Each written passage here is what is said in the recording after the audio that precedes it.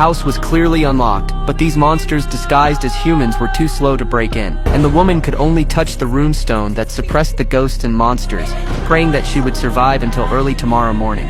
For whenever night falls, these monsters gather in the town, and they specialize in feeding on human entrails, and they don't leave until dawn. And in order to protect people's safety, the sheriff would ring a bell every day before sunset. And as long as the sound rang out, all the residents would quickly return to their homes and habitually touch the runestone in front of their doors. And even 7- or 8-year-old children would obediently do so. One could imagine how terrifying the night in the town really was. Only after the streets were empty did the sheriff return to the police station with peace of mind.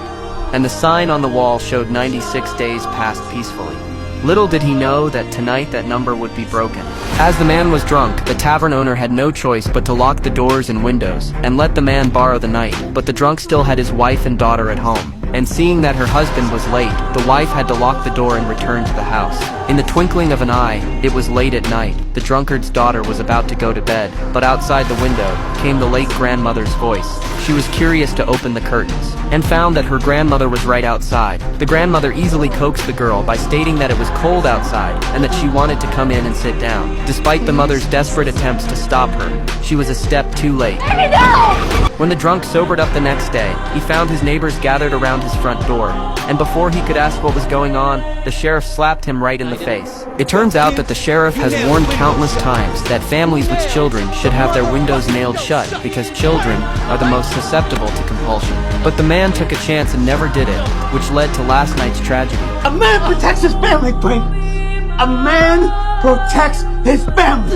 Look at what you did. Looking at his wife and daughter lying on the floor, the man fell to his knees in guilt. But it was too late. He was responsible for his stupid behavior. Lock him. You hear me? And the reason why the sheriff hated the man so much was not only because he had killed his wife and daughter, but equally he had killed others. Because as soon as someone dies in the town, a newcomer stumbles in and their safety is broken. Sure enough, on the day of the funeral, an RV pulls up. The sheriff immediately greets the crowd and asks them not to talk while he himself goes up to inquire about the situation. After learning that the man's family was lost, the sheriff pointed ahead, and soon the man drove off. But strangely enough, no matter how much the man drove, they were never able to leave the town. Watching them keep driving in circles around the town, the sheriff seemed to expect it. The reason why he didn't tell the men was so that they would adapt faster, and only by overcoming the first line of defense in their hearts would they be able to survive the night.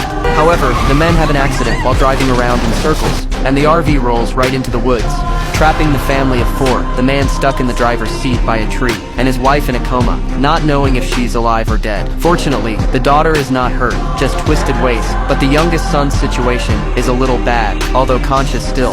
But the thigh is a tree branch through. At the same time, the sheriff is still preparing roadblocks to intercept, but the delay in the man's family back. Seeing that it will soon be dark, he had to take people out to look for.